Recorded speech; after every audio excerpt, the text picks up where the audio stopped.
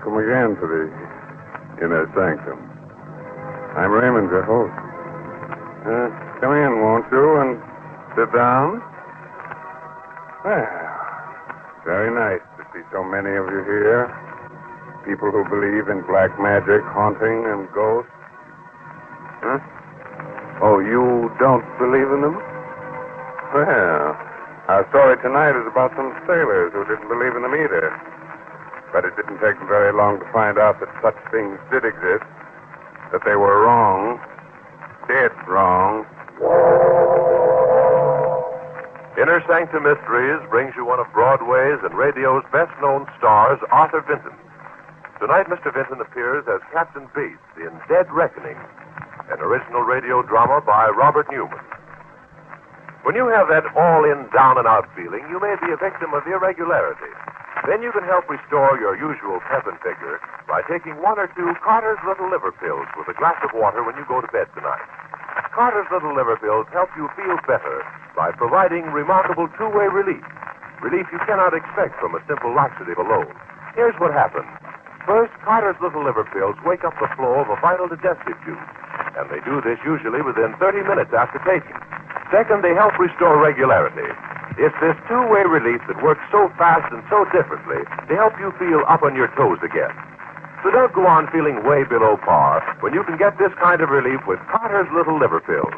Get a box from your druggist now, only 25 cents.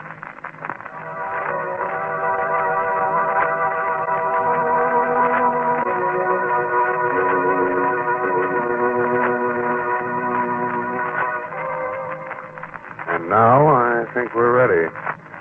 Ready to begin as weird and eerie a tale as ever made a sailor wish he'd never seen salt water. A story of something that came out of the fog to drag men to death in watery graves. So, if your nerves are good and you're not afraid of nightmares, then turn down the lights and listen to Dead Reckoning. The great banks which lie off our eastern seaboard of perilous waters, shrouded throughout most of the year by heavy fog. Slipping through the thick gray pall, with fog on wailing like a lost soul, is a small tramp steamer. It is late afternoon. There are two men on the bridge. Suddenly, the door of the wheelhouse opens. Afternoon, Mr. Ross. Good afternoon, Captain. Weather still is pretty dirty, eh?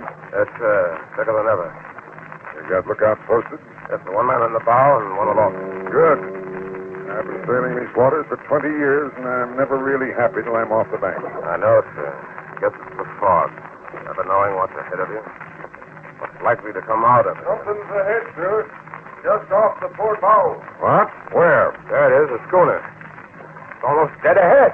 Put your helm over hard. Hard over it is, sir. He's still coming with... there, we're just clear astern. Another half minute, we'd have cut her in two. Ahoy, you lubbers! What in thunder's the matter with you? Why aren't you sounding your foghorn? Something does seem to be the matter, sir.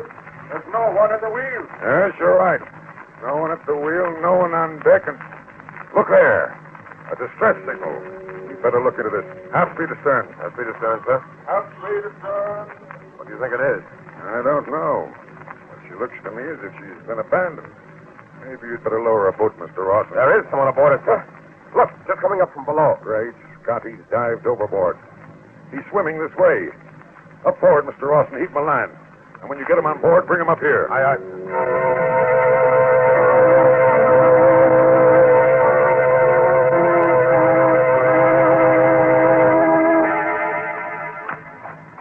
There he is, Captain. Kind of rocky. Got banged up a bit before we can haul him on board. Take it easy there. I'm all right. Listen, Captain. Get away from here fast. Get away?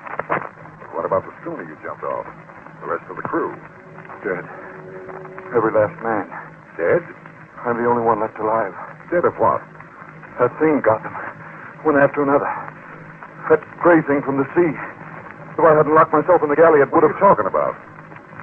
Oh, I'm sure you'd better lower a boat. Take a look, see, Mr. Ross. Aye, aye, sir. No.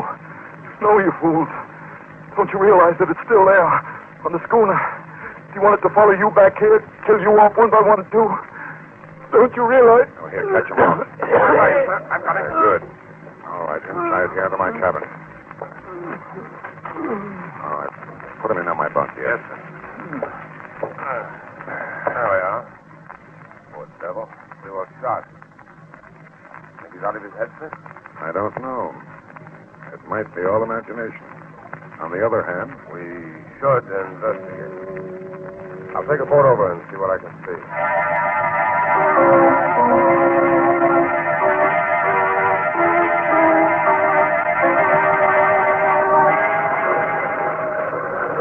Get boys, man. Let her run. Look around the stern. There's her name, sir. The Sea Spray. Uh-huh. Grab that line, make it fast, Johnson. Aye, aye, sir. That's the ticket. Now hold it steady, man, while Garson and I climb on board. Huh? You want me to come with you, sir?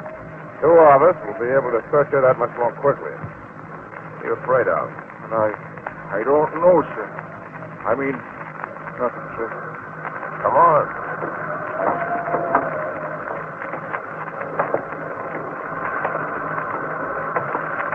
She still got all her sails set, sir. And everything battened down, just as if there was nothing wrong. Ahoy, anybody about? Ahoy! Oh, it's so below. What's the need of that, sir? If there was anybody down there, wouldn't they answer? Suppose they're sick. Suppose it's the plague or something. Well, okay.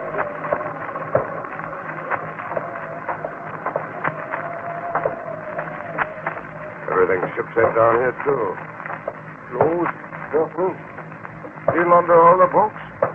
That must be the galley. Take a look in there, Garson. I see. Nothing in here either. Hot still on the stove like the cook had just been fixing supper. Couldn't it be the fire, sir? No sign of it anywhere. Couldn't have been a leak. A crew taking her to boat because they thought she was sinking. She's not riding as if she was waterlogged. Let's get out of here, sir. What's the hurry? What are you so jumpy about? Jumpy? Who's jumpy? It's just that... Well, suppose I am. A crew don't abandon ship out in the middle of the banks for no reason. No, that's true. They don't. I'd give plenty to know what that reason was. Well, okay, Garson, come on. Let's get back to the ship.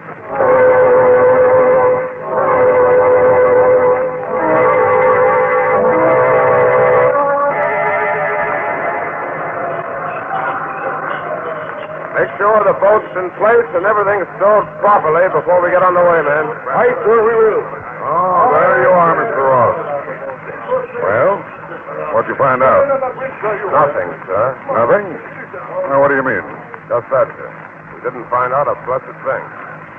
We looked her over from stem to stern. Everything was shipshape. There didn't seem to be a single reason why they should have abandoned her. But there wasn't a soul on board. Strange. Mighty strange. Well, let's go inside and see if our friends come through yet. Yes, sir. Hey, he's trying to sit up. Oh, here, now let me help you. Yeah. Are you sure you're all right now? Yes, sir.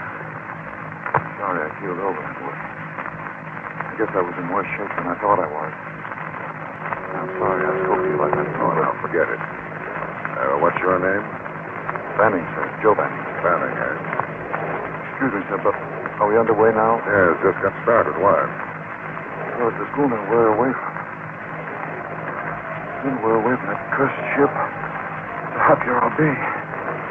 You hadn't come along when you did. We'd have to spend one more night on board that ship. Easy, Banning, easy. There's nothing to worry about now. The world began 2 nights ago. We've been out on the bank. We were fishing for about 3 weeks by then. We were just starting back to port when the water went funny. Funny? How? Turned salty and red. Red as blood. Rust. Corrosion in your tank. That's what we thought at the time. But that night, men started disappearing. Disappearing? Captain Bassett himself was the first. I left him at the wheel. I went below to get some grub. When we came back on deck, he was gone. Gone? Gone where? We didn't know. We put about. Went back looking for him. We never found him. Stevens, the mate, took over and took the next trick at the wheel. When it was time to change watches, we found that he was gone, too. What are you getting at? The truth. Well, we figured we could still make port even though we were short-handed. Anyway, we were pretty sure we'd be off the banks, out of the fog belt by morning, so that if we blew a distress signal, it would be seen. But in the morning, there was still fog all around us. It was like we couldn't get away from it. And another man was gone. Now, look here, Benny. Just a second, Mr. Ross. Let him finish. And that's the way it went? One man after another disappearing with no way of telling where they'd gone or what had happened to them? Not exactly, sir. 2 more men went that day. Another that night. That left only 2 of us, Ross and myself. We were near crazy by that time. Trying to stick together. But we had to have someone at the wheel and we had to wait. I went down to the galley to get some hardtack. While I was down there, I heard Larson scream. I went back to the bridge. There he was fighting with it. What? But just as I couldn't really see it. Larson let out that one yell. Then went backward over the rail. I stood there staring. And all of a sudden I felt something. Something soft and slimy trying to take hold of me. I dived back down into the galley. Slammed the door. Wait a minute. You mean... I mean, something had come out of the fog and boarded the schooner. Something you couldn't see. It got all the rest of the crew, and if you hadn't come along when you did, it would have gotten me, too. Let's see. How long has it been since you had anything to eat, Manning? Since you had any real rest? About 3 days. Well, now, suppose you see the cook, have him give you something hot, and then go forward and get some sleep, eh? We'll talk about this again in the morning. You don't believe me, sir, do you? You think I'm out of my head? Oh, now, Manning. You run along, and like I said, we'll talk about this some more tomorrow, eh? Yes, sir.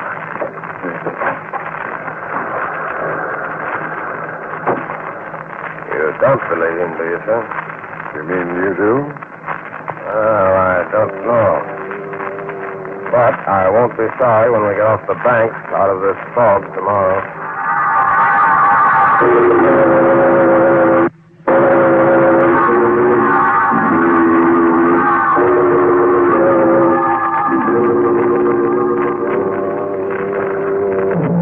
Good morning, Captain. Morning, Mr. Ross. Well, good morning, Banning. So, you feel well enough today to stand a trick at the wheel, eh? Yes, sir. I'm no deadhead. I don't mind working my plantation. Good. Fine. Had breakfast yet, Mr. Ross? No, sir. The fog's still so thick, I thought I'd better stay on the bridge till you came topside. Funny thing, I thought we'd be clear of the banks by now. Me too. Well, I asked the cook to bring some coffee up here to us. And later on, if the weather starts clearing... Oh, set it down here, cook. Aye, aye, sir. Anything the matter? What are you waiting for? Just for you to try the coffee, sir. Try it? What's wrong with it? What is wrong with it? It tastes terrible. What did you put in it? I didn't put anything in it, sir. It's the water. It's gone funny. Funny? Turned kind of red and queer looking. Captain, that's what happened on the sea spray just Now, before... quiet, Banning. It's probably just rust, cook. Is it, sir? Does rust taste salty? I say it's rust. And I don't want you to mention this to the crew. Very well, sir. So how are you going to keep him from finding it out for himself, sir? Oh, I almost forgot, sir. Sparks asked me to give you this. Oh, yes, the radio check on our position. Check it with the chart, will you, Mr. Ross? Yes, sir. Just finished taking the log reading, working it out, and that's... Great God. This doesn't make sense. What doesn't? Look here. Here's where I figured we should be, clear of the bank. Well? And here's our radio position, still in the middle of the bank. Right where we were yesterday. What? But that's impossible. We've done a good 200 miles since yesterday. Of course, that's just by dead reckoning. Dead reckoning. That's just what it is. Banning. You fools, I warned you, but you didn't believe me. The water turning to blood, the ship sailing around and round in the fog, unable to get away. That's what happened on the sea spray. That's what's happening to us. Don't you realize what that means? That thing from the sea. It's here on board this ship.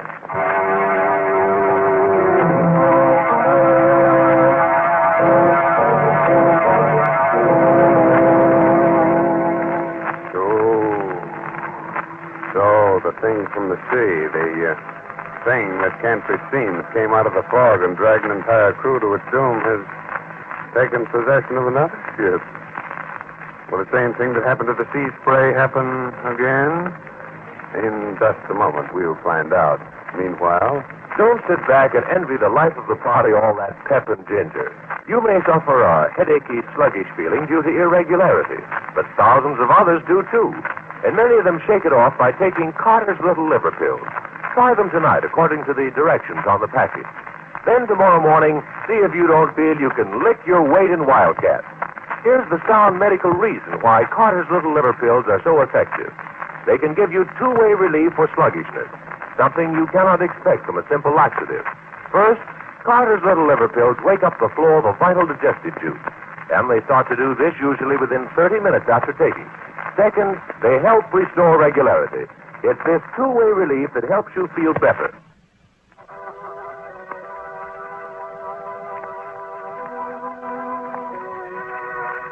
Well, how are you feeling now? Have you had a chance to catch your breath? Wipe the cold perspiration off your brows? Oh?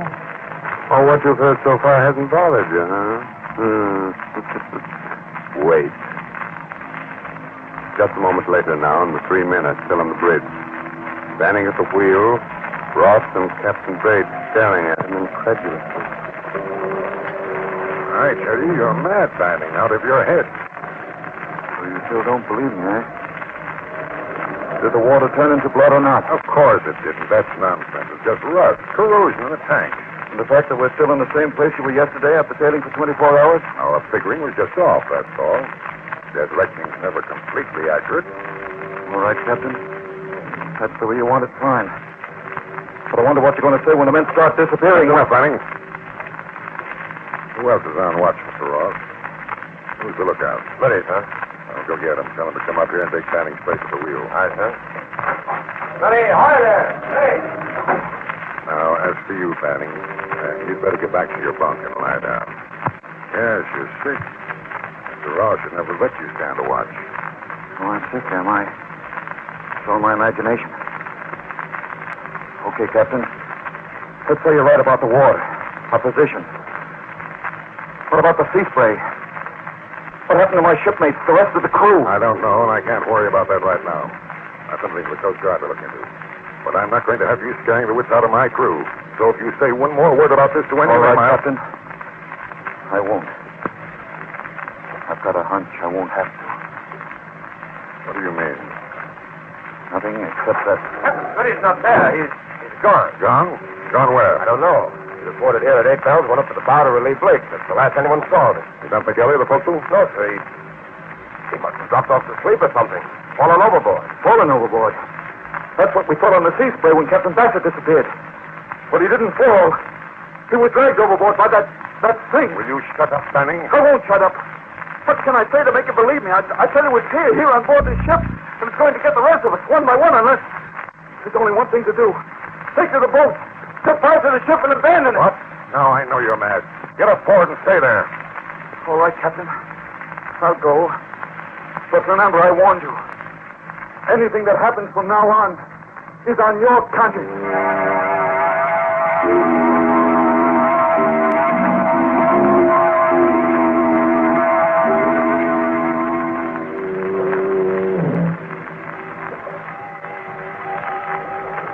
Six bells and all's well. Keep where she goes, Garson. South-southwest. Aye, sir. South-southwest. Blasted fog. So thick as ever. Can't see a ship's length ahead. Oh, sir. Begging your pardon, sir. Yes? Shouldn't we be off the banks out of the fog by now? I know, Garson. We evidently made a mistake in our reckoning. According to the radio compass bearing we got this morning, we're still around the middle of the banks. Won't be clear until tomorrow. I see, sir. Oh, by the way, Garson, what are the men saying about Smitty disappearing that way? Why, nothing, sir. Except... Yes? Well, sir, they can't understand how he could have fallen overboard with the sea so calm. And then there's this here business of the water turning funny. They're feeling kind of jumpy about that, too. Yeah, well, what's that? Looks like a small craft fishing boat. There she is off the starboard. Sailing parallel to us. A schooner. Who's up at the bows? Look out. Blake, sir. Well, what's the matter with him? Is he asleep? Why didn't he sing out when he saw her? I don't know, sir. Captain Bates. I thought I told you to stay below, Benny. You did, but that's Schooner. Do you recognize her? Recognize her? She does look familiar. Great Scott. It's the sea spray. What? Can't be. We left it drifting a good 200 miles from here. You only think you left. Besides, when we left her yesterday, she was deserted. But now, she just sounded a foghorn. They're men aboard her. You can see them. Yes, men. But what kind of men? Look at them through your glass, Mr. Ross. Just what I'm doing. Oh. Good Lord. Her face. It's all green, bloated, swollen. Why, they look as if they were dead. Look. They are dead. Drowned men come back out of the sea, sailing on and on through the fog, following us and waiting until... One more word out of you, Benny, and I'll put you in irons. Give me that glass, Mr. Ross. Too late, sir. Schooner is gone. Well, come on forward with me and let's see what's wrong with Blake. Yes. I'm coming too. Me too. Now, what's that? Go on, watch, Johnson. Stay at the wheel. You stay on course. If anything has happened to Blake, I want to know it. And the rest of the crew will want to know it too. Well, all right then. Come on.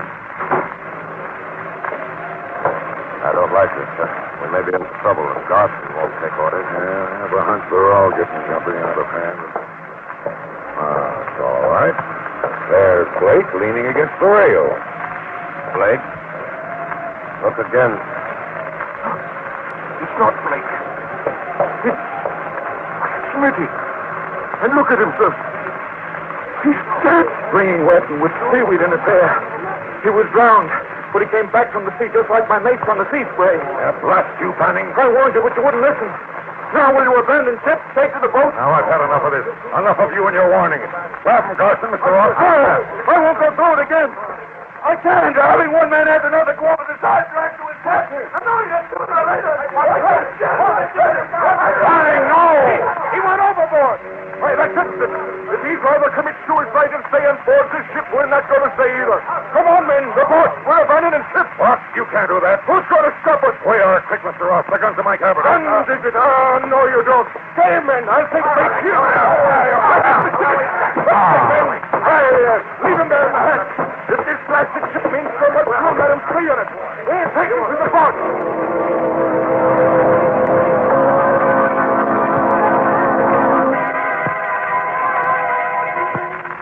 Captain. Captain Bates. Oh, yeah. Why, what happened? Don't you remember? The men, after Fanning jumped overboard, they went crazy. Yes. They swarmed all over us. Did they really go? Abandon ship? Every last man. We're all alone, just the two of us. Help me up, will you, Mr. Ross? I'm still a little shaky. Of course. There you are. They didn't take the life raft, sir. We could probably get one of them over the side and... You mean you want to abandon ship, too? Well, not exactly, but after all, the two of us couldn't get her into port. Is that the reason, or is it because you're afraid? Because you're starting to believe in that thing from the sea also? About half and half, sir. I mean, well, after all, everything that's happened so far, finding the sea spray deserted, Smitty and Blake disappearing, then Smitty coming back, drowned. Very well, Mr. Ross. I'll help you launch a life raft. If you like, you can go. But I'm staying with my ship. Well, in that case, I'll stay with you, sir. Good man. I kind of thought you would. What's our first move? Up to the radio room. We'll send out an SOS. Ask for help. Right, sir. Even if you do think there's some explanation for everything that's happened, the ship is kind of spooky now, isn't it? Fog. Everything's so quiet. Dead, like... What's that? Engine room telegraph. Someone rang for half speed ahead. Why, we're moving, getting underway. What fool? There's no one on board but the two of us. Maybe one of the engineers didn't go. Stayed below. No one stayed, I tell you. No one. There's just the two of us on board and... Foghorn. So, Ralph, I don't like this. You don't like it, Someone's coming. They're heading to the bridge. Can you see who or what? Yes. Fanning. It can't be. He jumped overboard. He's dead. Yes. said he was dead, too, but he came back. And... Where are you going? I'm going to get to the bottom of this. I'm going to see if a corpse can fight back. Captain, wait, I... Look out, Captain, he's got a gun. I've got it. Well, oh, you're not dead, Banning. And it was you that was behind all this. I don't know what you mean. Now, you listen to me, Banning. 2 of my men have been killed. The rest of them are out there in that fog place. Either you talk, tell me what you were up to, how you did it, or I'll let you have it right between the eyes. You wouldn't dare. Oh, I wouldn't, eh? Give me that gun, Ross. No, don't. All right, I'll tell you. It wasn't me that was behind it. It was Abner Dean. Abner Dean? Yes. He thought up this idea. Scaring a crew into abandoning ship and picking it up and claiming salvage. Salvage? Oh, of course. Why didn't I think of that? But how did it work? There wasn't anybody on the sea spray when I boarded her. Of course not. As soon as we spotted you, Dean and the rest of the crew got into the dory, pulled away into the fog until after you searched the schooner. Meanwhile, I had 2 jobs to do. I from the binnacle to throw your compass off so you'd sail in a circle. And drop a chemical into the water tanks that would turn the water red. And what about Smitty and Blake? I killed him. I dropped Smitty's body over the side with a rope tied to it so I could haul it up again. His Blake was chain locked. Are you cold-blooded murdering? Fog on, and it sounds It's like... the sea spray. They're cruising around waiting for me to pick them up. And there they are. Dead ahead. So we'll have Ross. Hurry, we're heading straight for him. If we don't gear up, we'll hit him.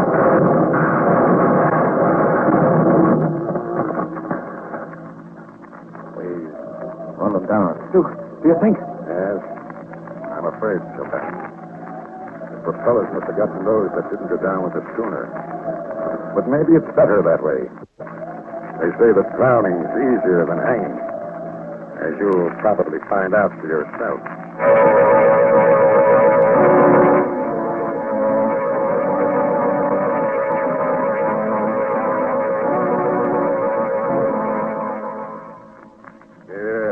Yeah, what's that? You knew there was no such thing all the time? Of course you did. But just the same, if I were you, I wouldn't try to stand up just yet. With your knees knocking together like that, you might find it a bit difficult, huh? But I do hope you enjoyed tonight's story. And that you'll be with us again next week at this same time. And if in the meantime you should happen to take an ocean trip, and if while you're out you should run into heavy weather, and while you're standing alone on the deck at night, something should reach out of the darkness and grab hold of you. But don't worry. It won't be the thing from the sea. It'll just be one of the other passengers trying to find his way to the rail. Oh, yes. If you haven't done so, be sure to read this month's Inner Sanctum Mystery, Footsteps Behind Her, by Mitchell Wilson. Will you wake up tomorrow morning feeling chipper and spry? Or will you crawl out of bed with that sluggish, headachy, what's-the-use feeling due to irregularity? Well, try this. Just before you go to bed tonight, take 1 or 2 Carter's Little Liver Pills with a glass of water. Then see if tomorrow morning isn't rosy and bright. See if your usual pep and cheerfulness aren't back. There's a sound medical reason why Carter's bring you these remarkable results. Carter's Little Liver Pills provide 2-way relief. Relief you cannot expect from a simple laxative alone. First, they wake up the flow of a vital digestive juice. And they start to do this usually within 30 minutes after taking. Second, they help restore regularity. It's this 2-way relief that helps you feel better so fast and so differently.